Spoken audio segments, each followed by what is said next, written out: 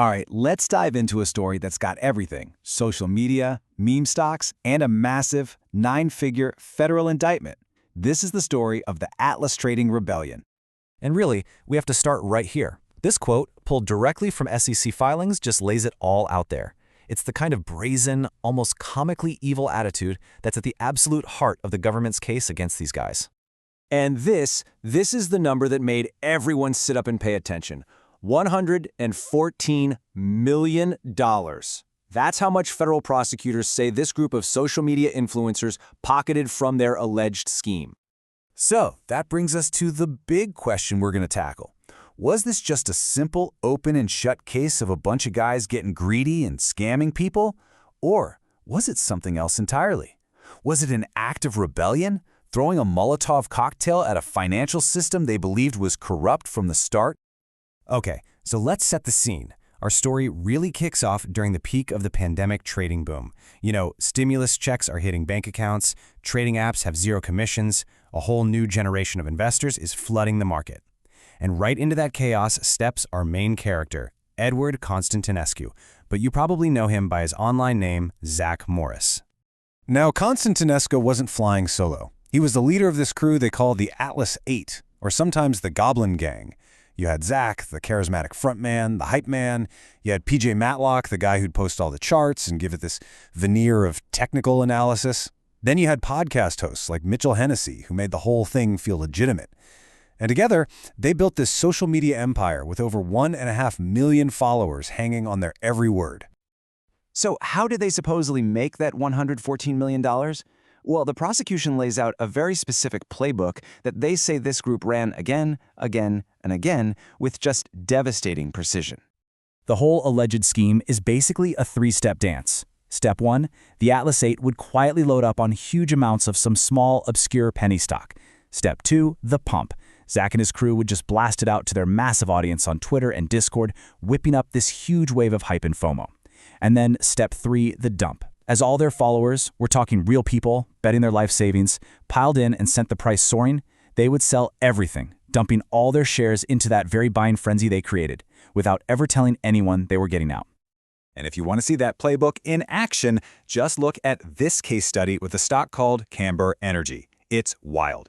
September 1st, Zach buys 2 million shares and tweets out a price target of over $2. Fast forward to October 5th, he tweets a new target, $10. The hype goes crazy. And then, just 30 minutes later, he dumps his entire position. He didn't wait for $10, he didn't even wait for $3, he sold directly into the excitement he literally just manufactured.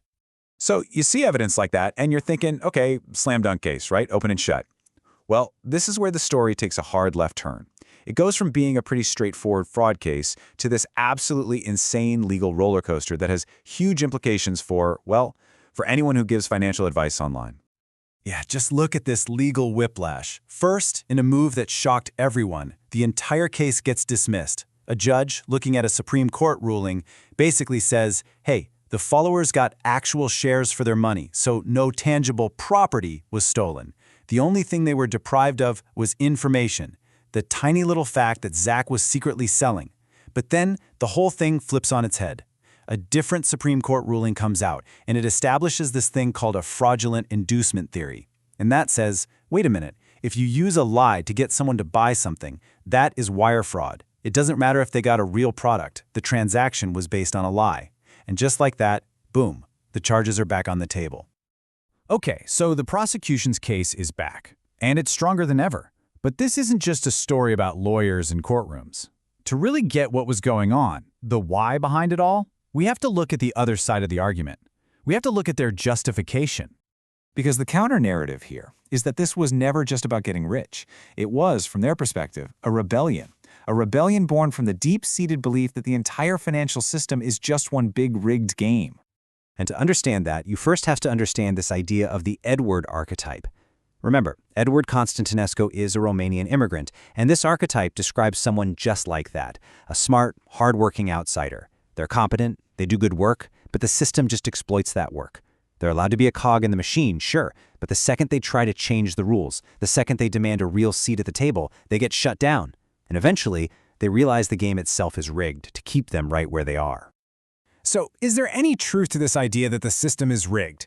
Well, how about this little bombshell from the sources we looked at? A former developer for OTC Markets, that's the platform where a lot of these stocks trade, revealed that they built a project to automatically detect and shut down pump and dump schemes. And what happened? It got killed internally. And the reason why? Management was afraid of getting sued by the scammers. Think about that. The system chose to protect itself from lawsuits rather than protect investors from obvious fraud. And that kind of thing leads you to this quote, which just perfectly captures the whole psychological state. Competence without agency is just slavery with a better title. When you're smart enough to see how the game is played, and you're good enough to play it, but you're denied any real power to change it, what does that make you? You start to feel like following the rules just makes you a well-paid accomplice in a system you know is corrupt. In this comparison right here, this is the absolute core of their entire justification. When a billionaire hedge fund manager like Bill Ackman goes on CNBC in front of millions and announces he's shorting a stock, actively trying to drive the price down for his own profit, Wall Street calls it activist investing. It's seen as legitimate. But when Zach Morris, this outsider, does the exact opposite on Twitter to his followers, it's called market manipulation, and he's facing 25 years in prison. The argument is simple. It's the same fundamental action, but the rules are applied very, very differently depending on who you are. So this all leads to the final and most explosive interpretation of what Zach Morris and his crew were doing. Because if you truly believe the game is rigged, that the refs are corrupt, and that the rules only apply to you, well, you stop playing by the rules. And the ultimate metaphor used to describe this whole thing is a Molotov cocktail. But it's more specific than that, one thrown in the Eastern Orthodox tradition. Now that's a direct nod to Constantinescu's Romanian heritage. This isn't just any weapon, it's a symbol of a long cultural history of underdogs resisting powerful imperial systems from the outside. So what does this metaphor really mean? A Molotov cocktail is the weapon of the underdog, right? It's improvised, it's messy, it's a chaotic and fiery act of defiance against an armored, established system. It represents a conscious choice. The choice to be seen as a notorious villain by the establishment rather than just remain a hard-working nobody who gets taken advantage of. From this point of view, the scheme wasn't just about money. It was a protest. So, the case against Atlas Trading is back on, and these guys are facing serious prison time. But their story, I think, leaves us with a question that's so much bigger than just this one case. Who's the real danger here?